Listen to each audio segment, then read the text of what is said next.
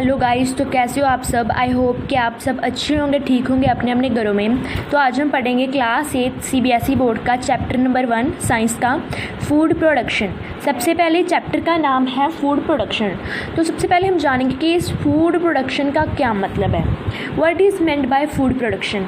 Food production का मतलब है फूड की प्रोडक्शन, फूड को प्रोड्यूस करना। ठीक है, हम अपना फूड कहाँ से लेते हैं। We get a food from plants and animals. हमको प्लांट्स और एनिमल्स जो हैं वो फूड देते हैं। The practice of growing crops is called agriculture. Agriculture किसको कहते हैं। ग्रोइंग मतलब कि क्रॉप्स को उगाने को, ग्रोइंग ऑफ क्रॉप्स। ठीक है, the practice of growing crops is called agriculture. Crops को उगाने की जो प्रैक्टिस होती है, मतलब कि उगाया जाता है जैसे जैसे, उसको हम एग्रीकल्चर कहते हैं। जो भी इसमें प्रोसेसेस लगते हैं वो सब मिलाकर एग्रीकल्चर के अंडर आते हैं। ठीक है, तो आज हम इसी के बारे में पढ़ेंगे। ठीक है, एग्रीकल्चर का मतलब क्या होता है। वैसे तो ये हमने देख ही लिया कि एग्रीकल्चर का मतलब क्या होता है, मगर मतलब कि एग्रीकल्चर नाम कैसे बना है। Eager means field. एगर का मतलब क्या होता है, फील्ड। ठीक है, इन लतीन भाषा में एगर को फील्ड कहते हैं और कल्चर को कल्टीवेशन कहते हैं, मतलब कि field cultivation. Agriculture means field cultivation. ठीक है, sometimes the term agriculture is loosely used to cover the rearing of animals as well. तो समटाइम्स हम एग्रीकल्चर का जो है जो एग्रीकल्चर वर्ड है उसका यूज़ करते हैं, मतलब कि रेयरिंग ऑफ एनिमल्स को एक्सप्लेन करने में। ठीक है, कि हम कह रहे हैं रेयरिंग ऑफ एनिमल्स।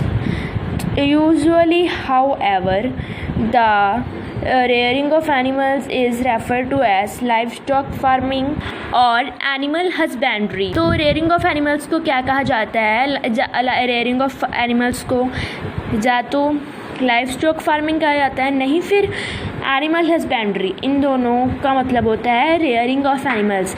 ये बहुत बार पेपर में आता है, व्हाट इज़ एनिमल हस्बेंड्री और what is live stock farming.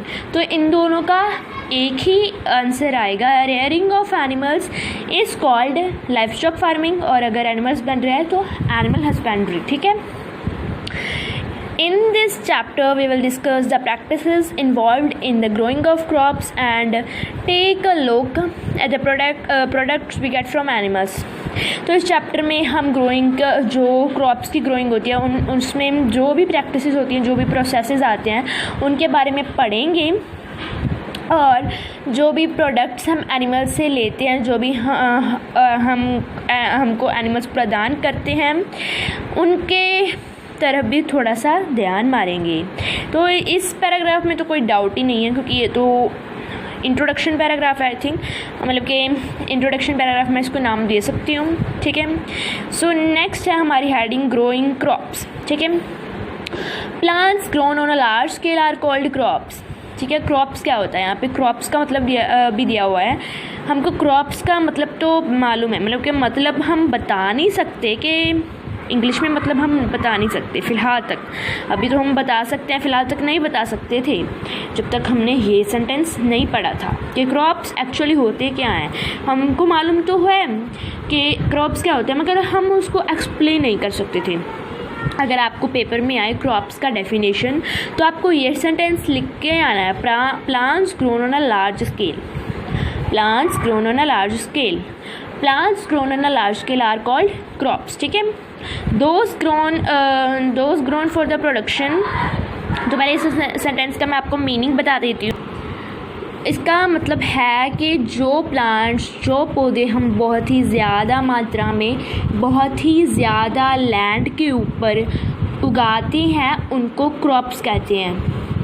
तो यूजुअली क्रॉप्स वीट के लिए, राइस के लिए, जूट के लिए, ऐसी चीज़ों के लिए यूज़ किया जाता है। हम फ्रूट्स के पौधों के लिए क्रॉप्स नहीं यूज़ कर सकते, क्योंकि वो बहुत ही कम मात्रा में उगाए जाते हैं as compared to wheat, rice और anything else which is crop. Those grown for the production of food are called food crops. जो फूड की प्रोडक्शन के लिए उगाए जाते हैं उनको फूड क्रॉप्स कहा जाते हैं, क्योंकि कुछ क्रॉप्स ऐसे भी होते हैं जो फूड की प्रोडक्शन के लिए नहीं उगाए जाते, जो कपड़े की प्रोडक्शन के लिए या फिर किसी और चीज़ की प्रोडक्शन के लिए उगाए जाते हैं। ठीक है, फूड क्रॉप्स के एग्जांपल्स भी दिए गए हैं यहाँ पे, जैसे कि cereals, pulses, oil seeds and sugar crops. तो शुगर क्रॉप्स मतलब कि ये आपको मालूम है कि कौन कौन से होते हैं।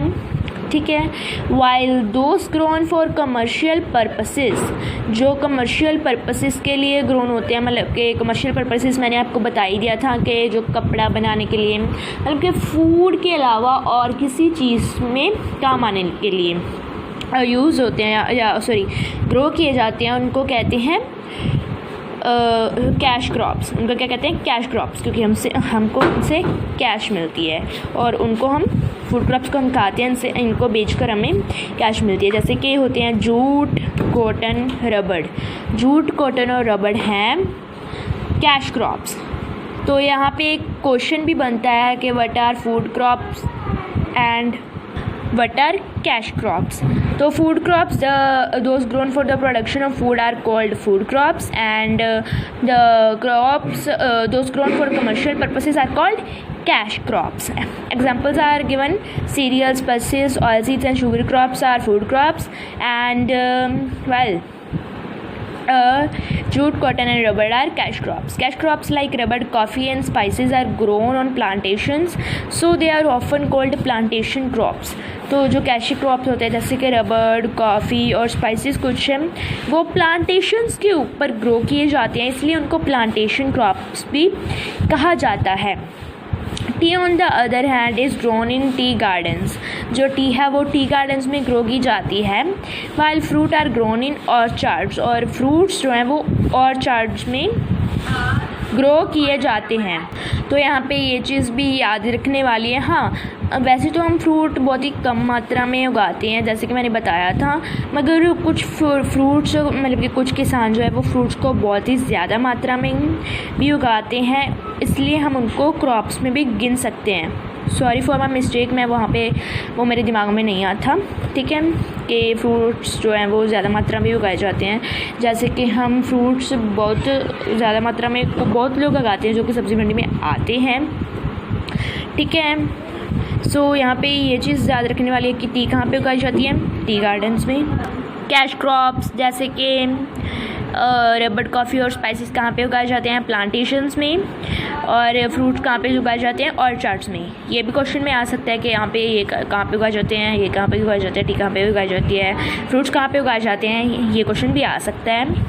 तो मिनट पर क्वेश्चन बनते जा रहे हैं, वो आप अपने दिमाग में बिठा लीजिए कि ये क्वेश्चन आ सकता है, हमको ये भी रिवाइज़ करना होगा, ये क्वेश्चन आ सकता है, ये भी रिवाइज़ करना होगा।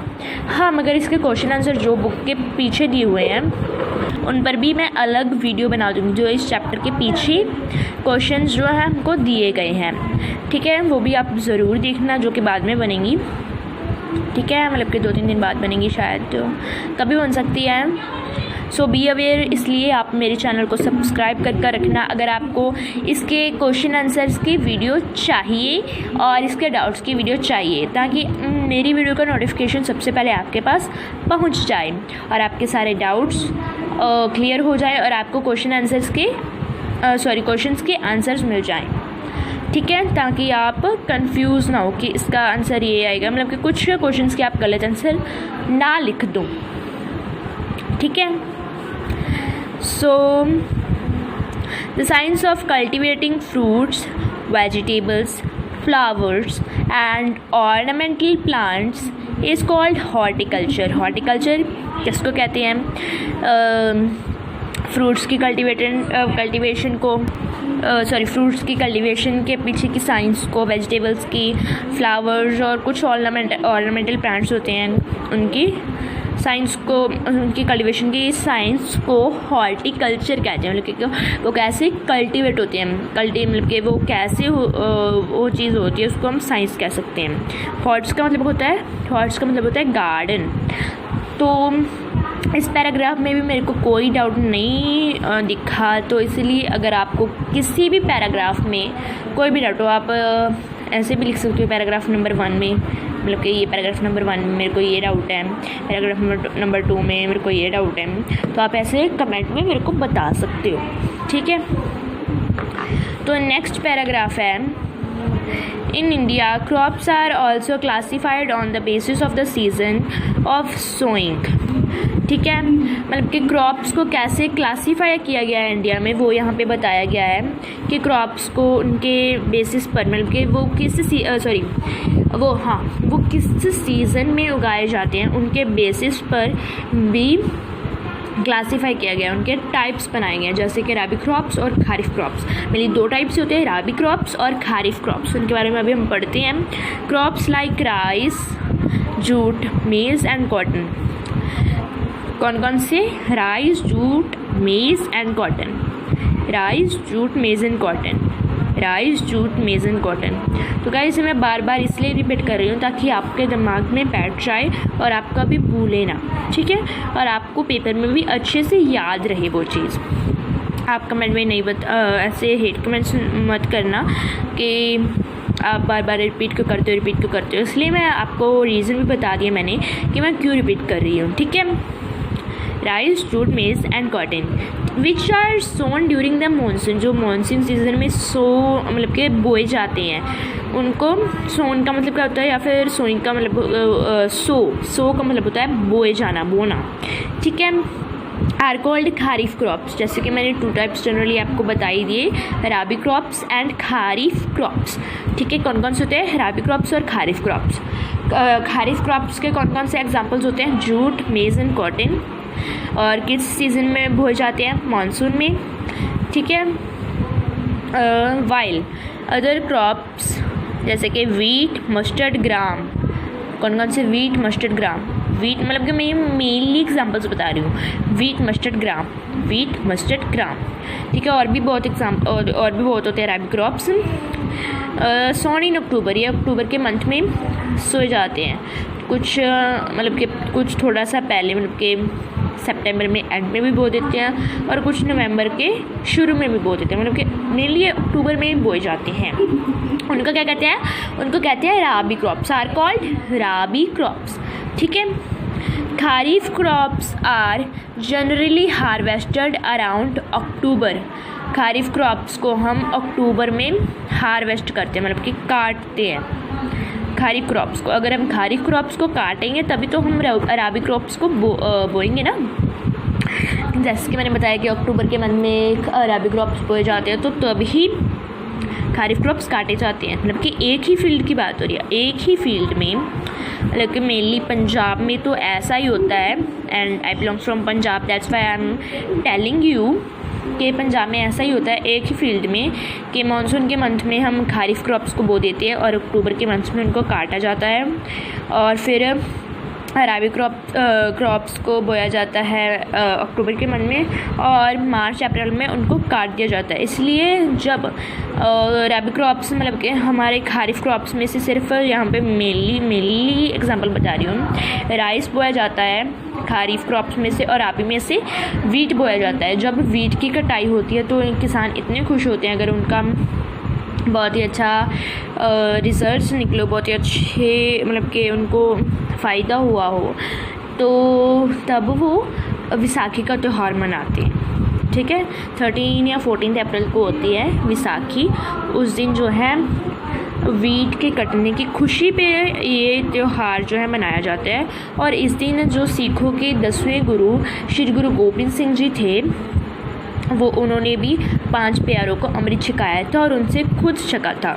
सॉरी से थोड़ा सा अलग टॉपिक पर चली गई थी, सॉरी। अगर आपको ये थोड़ा सा भी इंटरेस्टिंग लगा हो तो ज़रूर इसके बारे में सर्च करना गूगल पर या फिर यूट्यूब पर, ज़रूर आपको बहुत सारी वीडियोस मिल जाएंगी। अगर आप मेरे को चाहते हो कि मैं इस टॉपिक पर मतलब कि विसाखी के टॉपिक पर कोई भी वीडियो बनाऊँ तो आप कमेंट में ज़रूर बता सकते हो। मैं मतलब कि किसी भी टाइप की वीडियो बना देती हूँ अकॉर्डिंग मतलब कि पढ़ाई के रिलेटेड, वो भी पढ़ाई में आ सकता है। वाइल राबी क्रॉप्स, जैसे कि मैंने बताया कि मार्च में राबी क्रॉप्स को हार्वेस्ट किया जाता है, ठीक है। तो यहाँ पे बहुत ज़्यादा जो है ये वाला डिफरेंस पूछा जाता है, ठीक है। ये वाला डिफरेंस बहुत ज़्यादा आता है पेपर्स में। फूड क्रॉप्स और कैश क्रॉप्स में इतना नहीं आता। Life stock farming, animal husbandry भी इतना ज़्यादा क्वेश्चन नहीं आता जितना ज़्यादा ये क्वेश्चन आता है difference between rabi crops and kharif crops. तो चलिए इसका डिफरेंस करते हैं। तो मैं अभी आपको मोटा मोटा सा डिफरेंस बता दूँगी, मतलब कि आप उसको सेंटेंसेस में लिख कर ही करना पेपर में, खारिफ और राबी। सबसे पहले कौन से सीज़न में बोए जाते हैं, मतलब कि सोन किस में होते हैं, मानसून में। ये किस में होते हैं, अक्टूबर में। हार्वेस्ट कब होते हैं, अक्टूबर में। और बोए किस में जाते हैं, सॉरी ये कब राबी क्रॉप्स कब हार्वेस्ट होते हैं, मार्च में। Examples jute, rice etcetera, 2 examples काफ़ी हैं। और इसके वीट, मस्टर्ड, ग्राम और भी हैं। और इसके भी ये भी आ सकता है मेज़, ठीक है। और ये जो हैं, और क्या डिफरेंस लिख सकते हो, 3 पॉइंट्स तो हो गए। दोनों क्या मतलब कि आपको फुल सेंटेंस बना के लिखने हैं पेपर में। तो अगर आप पेपर में आपको क्वेश्चन आया जैसे मैं लिख रही हूँ कोई वो ना लिख देना, ये सोन है, ये सोन का हो गया, ये हार्वेस्टेड का, ठीक है। ये एग्जांपल्स हो गए।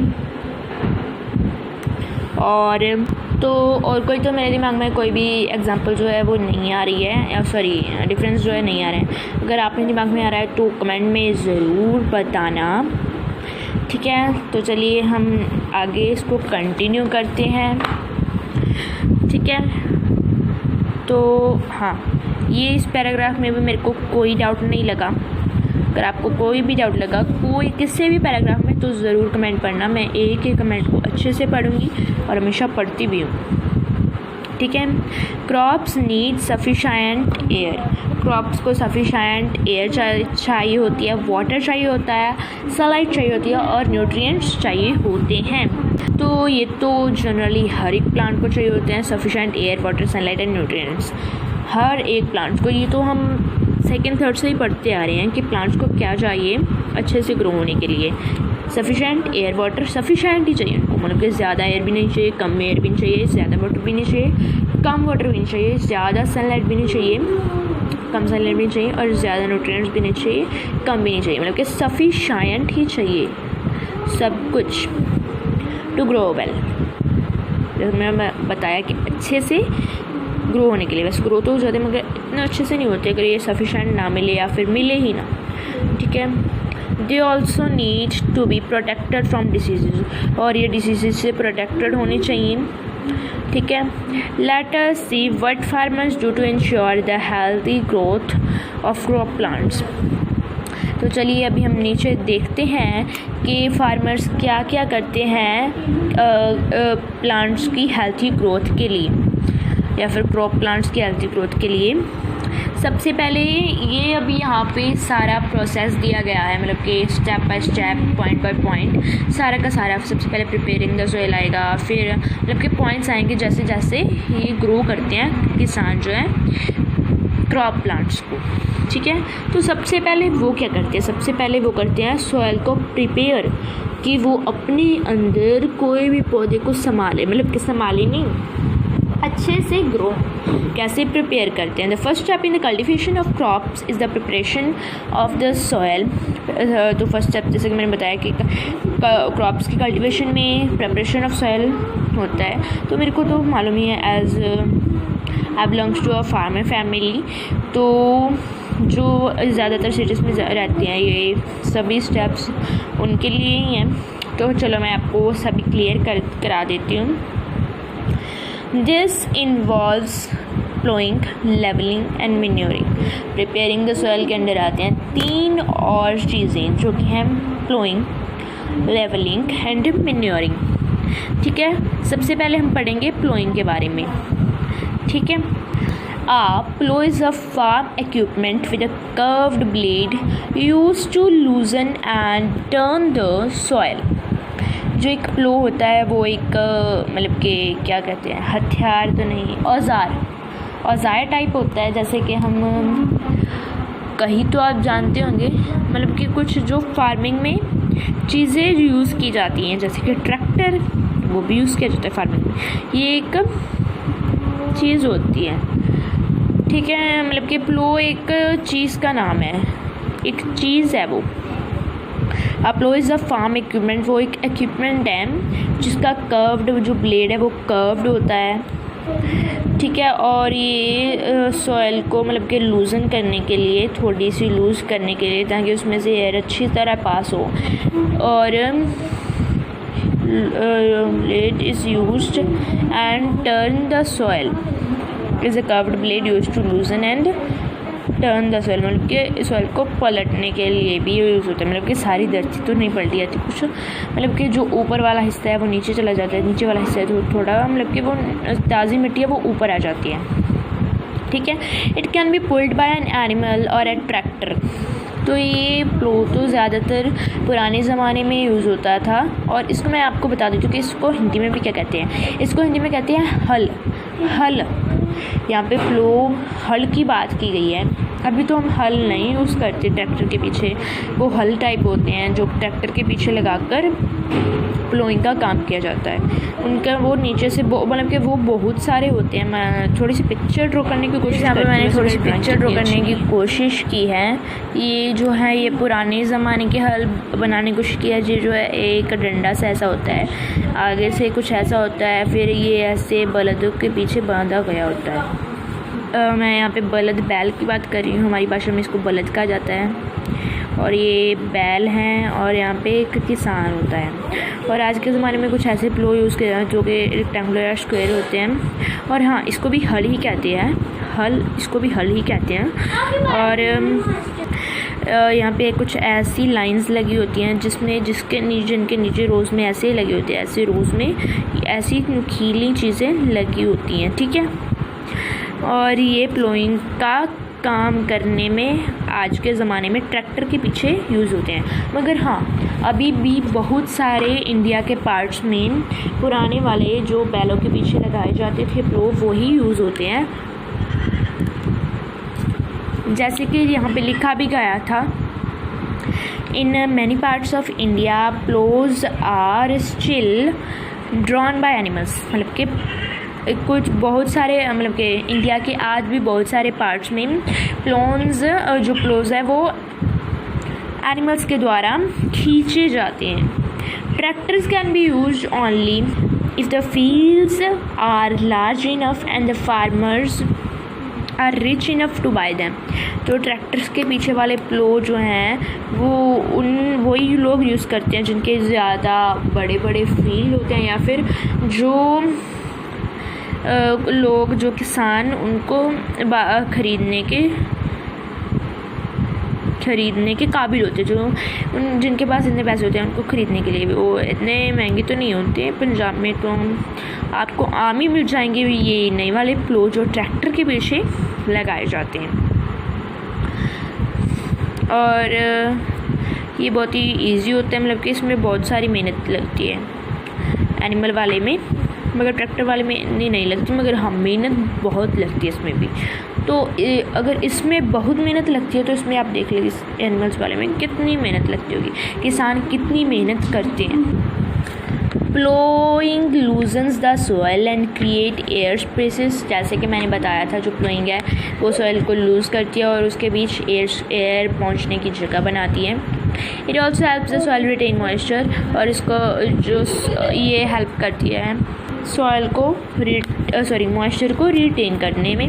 और the roots of plants can penetrate. हाँ, ये जो पीछे वाला पैराग्राफ था इसमें मेरे को कोई डाउट नहीं लगा। अगर आपको कोई भी डाउट लगा तो प्लीज़ कमेंट में ज़रूर बताना। मैं फिर से कह रही हूँ, अगर कोई भी डाउट हो कमेंट सेक्शन में ज़रूर बताना, कमेंट सेक्शन में ज़रूर बताना। नेक्स्ट वीडियो में क्योंकि उसी पर बनाने जा रही हूँ, अगर आपके कमेंट्स आएंगे तभी तो मैं वीडियो बना पाऊँगी। अगर मेरे पास कोई डाउट ही नहीं होगा तो मैं वीडियो कैसे बनाऊँगी। और हाँ, नोटिफिकेशन बेल को भी ऑन रखना ताकि वो नई वाली वीडियो आपके पास जल्द से जल्द पहुंच सके, ठीक है। हम कहाँ पे थे? The roots of plants can penetrate loose soil more easily, ठीक है। जो प्लांट्स हैं वो मतलब कि अच्छे से मतलब के रूट्स हैं वो अच्छे से रह सकती हैं लूज सॉइल में। Micro organisms which recycle nutrients also thrive better in loose soil. ठीक है, जो माइक्रो ऑर्गेनिजम्स होते हैं जो न्यूट्रिएंट्स को रिसाइकिल करने में हेल्प करते हैं वो भी अच्छा फील करेंगे लूज सॉइल में।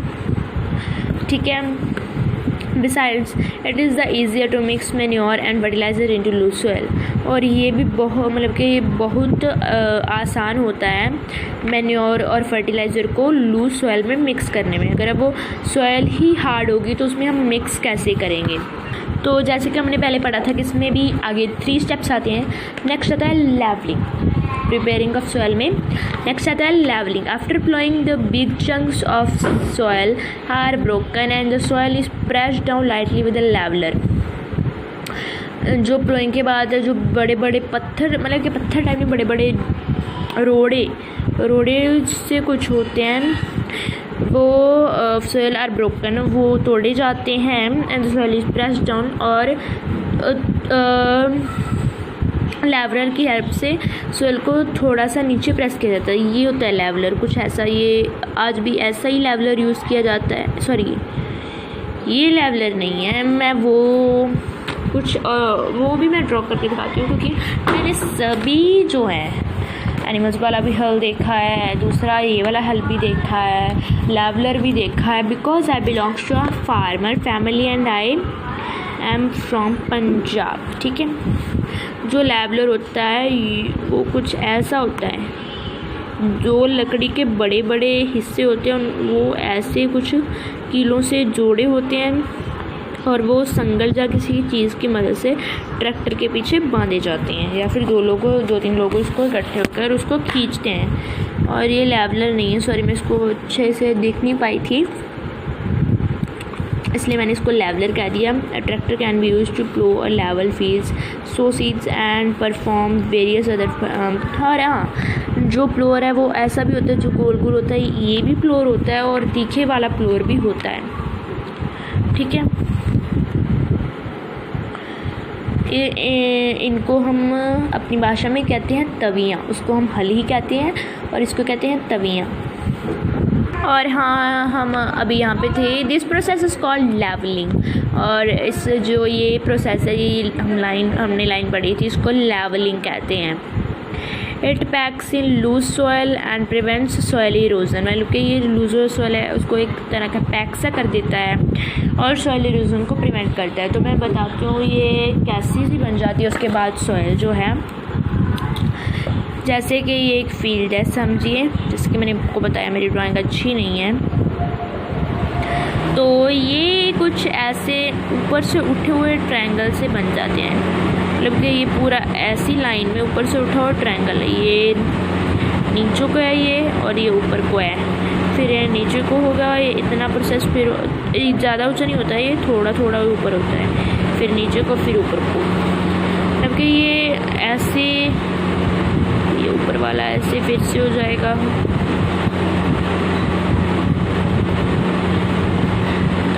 मतलब कि ये ऐसे बनते हैं। वैसे तो जो मेरे पास बुक है उसमें बहुत ही इजीली समझाया गया है, बहुत ही मतलब कि इजी लैंग्वेज में समझाया गया है। This process it also helps to distribute water evenly over the field. और ये वाटर को इवनली मतलब कि इक्वली, मतलब कि जितना सफिशेंट है, मतलब कि जितना उसको चाहिए डिस्ट्रीब्यूट करने में मदद करता है। ठीक है, कहते हम if the soil is not levelled, अगर सॉयल लेवल्ड नहीं होगी तो जो पानी है वो छोटे छोटे गड्ढों में भर जाएगा और पूरे जो फील्ड में इक्वली डिस्ट्रीब्यूट नहीं होगा। ठीक है, a lever like a plow can be driven by animals or a tractor। जैसे कि हमने पढ़ा, वैसे प्लो भी एक तरह का लेवलर ही है। Manuring, some fertilisers and manure are added before. मतलब कि जो कुछ फर्टिलाइजर्स होते हैं या फिर मैन्योर होता है, मैन्योर तो जो है वो पहले ही ऐड किया जाता है प्लोइंग वगैरह से, और फर्टिलाइज़र्स कुछ पहले ऐड किए जाते हैं और बाद में। हमको बस मैन्योर ही ऐड करना चाहिए, फर्टिलाइज़र को ज़्यादा ऐड नहीं करनी चाहिए। तो अगर हम ज़्यादा फर्टिलाइज़र्स ऐड करेंगे तो पहले उस समय तो हमको अच्छा रिज़ल्ट मिलेगा, मगर बाद में वो सॉइल पे कुछ ग्रो करने लायक नहीं बचेगा, क्योंकि वो सॉइल एसिड उसमें मिल जाएंगे। We will discuss this under a separate section. और इस लाइन के जो बताया गया है कि उस फर्टिलाइजर्स और मैन्योर को हम पहले ऐड करते हैं और सोइंग के मतलब कि सोइंग ऑफ द सीड से, सीड के सोएंगे और कुछ को बाद में करते हैं। ये हमें सेपरेट सेक्शन में बाद में पढ़ेंगे। तो अभी नेक्स्ट स्टेप आता है, पहले आया था प्रिपेयरिंग द सॉइल। तो अभी नेक्स्ट स्टेप है sowing seeds. The next step after preparing the soil is sowing seeds. इस टॉपिक को हम कल डिस्कस करेंगे। अगर मैं इसी वीडियो में डिस्कस करूँगी तो वीडियो घंटे मतलब कि पूरे चैप्टर को एक ही वीडियो में डिस्कस करूँगी, घंटे 2 घंटों की वीडियो तो बन ही सकती है ईजीली। अभी ये भी आधे घंटे की वीडियो तो बन ही गई होगी, जो हमने ये मतलब कि लगभग 1.5 पेज डिस्कस किया है, इसकी भी लगभग आधे घंटे की वीडियो बन गई होगी आई थिंक। तो बाय बाय।